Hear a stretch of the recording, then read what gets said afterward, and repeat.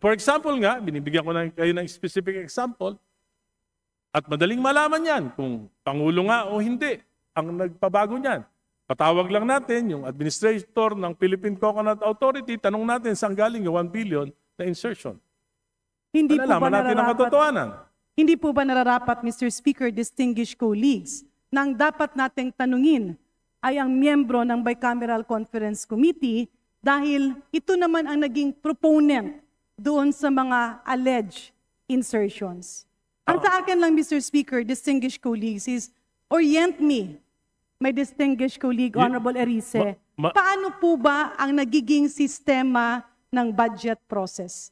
Kasi sa pagkakaintindi ko, ang budget call starts during the month of March, where all cabinets present, defend their budget. It reaches the cabinet sometime in April, and after that, it goes through the series of vetting, after which it is transmitted to the House, both houses, Congress and Senate, for deliberation after the State of the Nation address.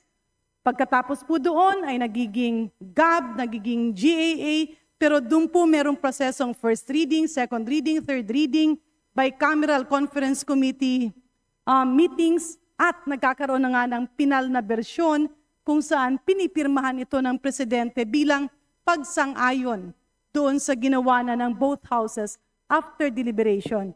Tanong, Mr. Speaker, nagbago po ba ang prosesong ito? At kailan po ito nagbago? Noong 19 Congress po, Mr. Speaker, nagbago po dahil napaka-super majority ang ating Kongreso. Alin po at ang napakamalakas specific? po. Nung nakaraan po, wala po ako, nandun po kayo. Nung nakaraang 19 Congress, naroon po, Mr. Speaker, si Congresswoman Garin. Ako po, wala nung 19 Congress. Pero alam po natin na napakalakas po ng Committee on Appropriations Chairman noon na si Congressman Saldico. Palagay ko po, hindi ganon, hindi mangyayari ito sa ating national budget. So ang naging problema, Mr. Speaker, ay ang naging kinatawan or head ng Committee on Appropriations, pero hindi na bago ang proseso ng pag-a-approve ng budget. Is that what I'm getting? Well, may mga pagbabago po dahil alin po ang specific na pagbabago, Mr. Speaker, for example, sa budget po yung process? Sa aking pagkakalam, yung small committee, hindi na po nalalaman ng mga miyembro ng kinatawan yung mismong inaaprobahan at pinapasa sa Senado.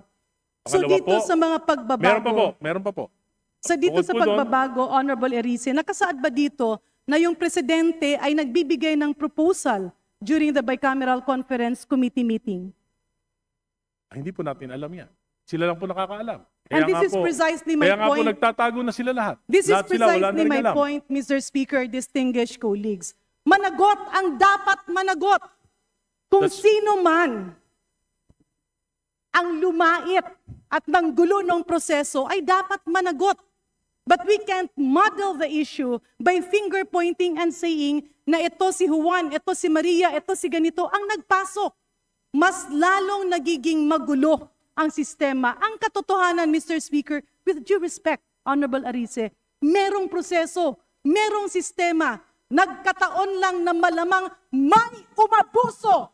At yung pag-abuso na yon ay hindi mo pwedeng ituro sa kahit sino na walang preba. If we want to reform the system, let us reform the system through a transparent budget process. Huwag yung turo dito, turo doon kasi gulong-gulo na ang Pilipinas. Gulong-gulo na ang mga tao.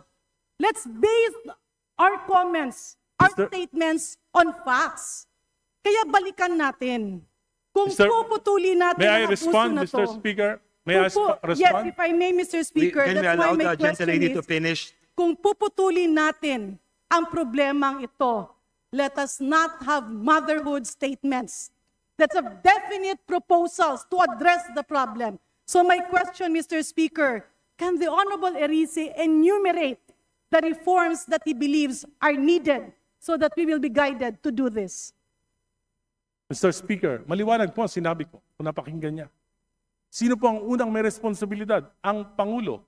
2023, GAA, sinalaula ng Kongreso Binawasan ang pondo niya ng halos 300 bilyon. Hindi nangyari yan sa kasaysayan ng mga naging Pangulo sa Pilipinas. Pinabayaan niya, hindi siya kumibo. Yung kabinete niya, hindi kumibo. Specific yon. 2024, binawasan, sinalaula ng Kongresong ito, 500 billion. Binawasan ng President's budget, hindi kumibo ang Presidente, hindi kumibo ang ating mga kabinete. 2025, 473 billion, pati yung mga pondo para sa mga flagship projects ng Pangulo inalis. Kaya na-delay na lahat ng mga proyekto. Hindi pa rin kumibo ang Pangulo. Hindi pa rin kumibo ang kabinete. Number one na may problema, command responsibility ang ating Pangulo. Very specific yan. Pangalawa, pinsan ng Presidente. Ang ating speaker noon, si Speaker Romualdez, hindi ba sila nag-uusap? Mr. Speaker, distinguished colleagues. Pangatlo. Can we allow the gentleman to finish? Yes, please. Pangatlo. Kitang-kita naman natin. Balitang-balita. Dalawa lang nag-uusap sa pagbabago ng budget. Yung mga member ng BICAM, hindi alam. Sinabi ni Senate Finance Chief Grace po, pinirmahan niya lang, pero hindi siya alam. Ang si Senate President Chis Escudero lang at si Chairman Saldico lang ang nag-usap. Regular ba yun? Hindi po regular yun. Maliwanag po yung mga sinasabi ko. Specific. Mr. Speaker, ulitin ko lang po.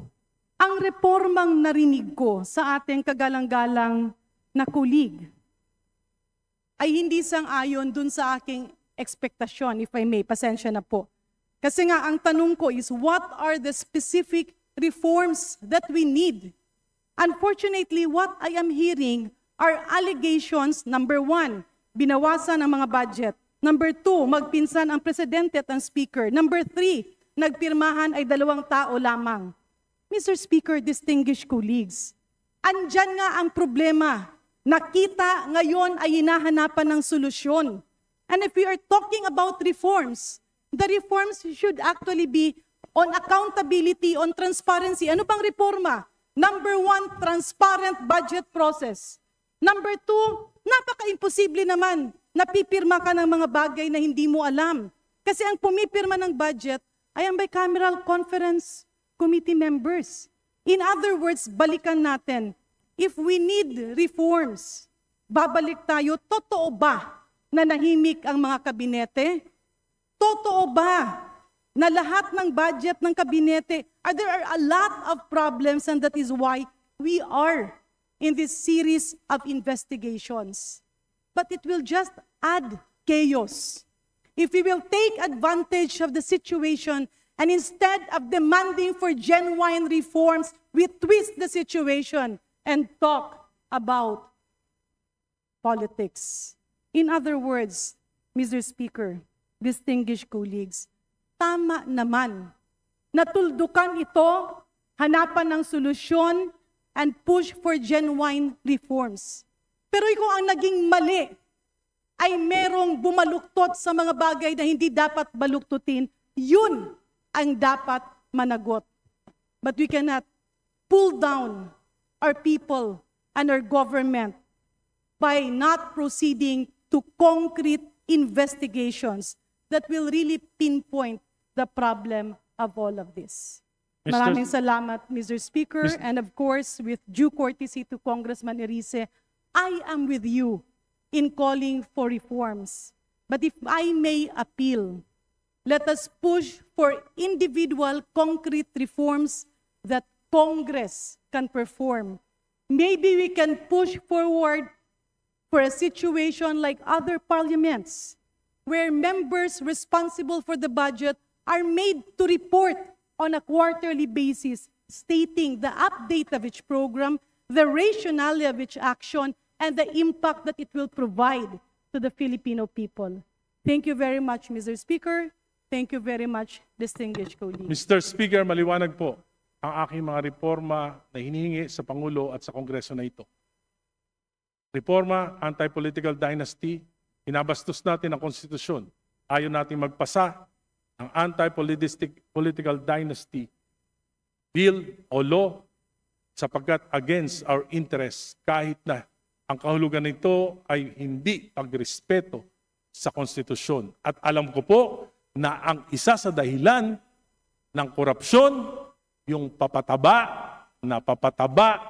ng mga political dynasties. Pangalawa, alam ko po, balimbingan, walang prinsipyo, pagpalit ng partido kung saan makikinabang, yan po ang pangalawang dahilan ng korupsyon.